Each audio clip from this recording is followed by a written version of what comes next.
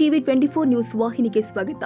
DCM DK Shivakumar ಅವರು ಪ್ರಯಾಗ್ರಾಜ್ನಲ್ಲಿ ನಡೀತಾ ಇರುವ ಮಹಾಕುಂಭಮೇಳದಲ್ಲಿ ಮಿಂದೆದ್ದಿದ್ದಾರೆ. ಡಿಕೆ ಶಿವಕುಮಾರ್ ಅವರು ಪತ್ನಿ ಉಷಾ ಅವರ ಜೊತೆ ಕುಂಭಮೇಳದಲ್ಲಿ ನಿನ್ನೆ ಭಾಗವಹಿಸಿದ್ದಾರೆ. ಉತ್ತರ ಪ್ರದೇಶ ಕೈಗಾರಿಕಾ ಸಚಿವ ನಂದಗೋಪಾಲ ಗುಪ್ತಾ ಅವರು ಡಿಕೆಶಿ ದಂಪತಿಗೆ ಭವ್ಯ ಸ್ವಾಗತ ಮಾಡಿದ್ರು.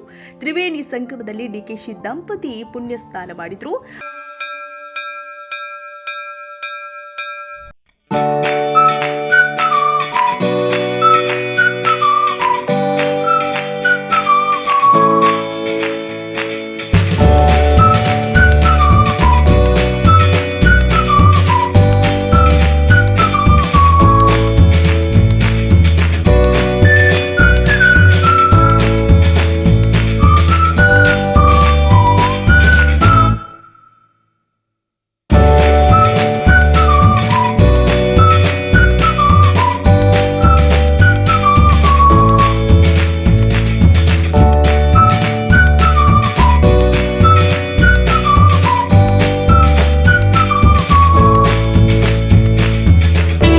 ಪಡೆದಿದ್ದಾರೆ. ಇದೇ ವೇಳೆ ಕುಂಭಮೇಳದಲ್ಲಿ ಇದ್ದ ಸಾಧು ಸಂತರ ಆಶೀರ್ವಾದವನ್ನ ಡಿಕೆಶಿ ಪಡೆದುಕೊಂಡ್ರು.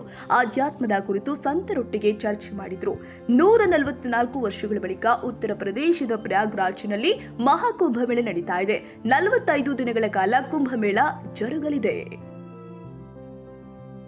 ಕನ್ನಡಿಗರ ಮೆಚ್ಚಿನ ನಿಮ್ಮ ಟಿವಿ 24 ಕನ್ನಡ ನ್ಯೂಸ್ ವಾಹಿನಿ ಇದೀಗ ಟಿವಿಯಲ್ಲಿ ಲಭ್ಯ.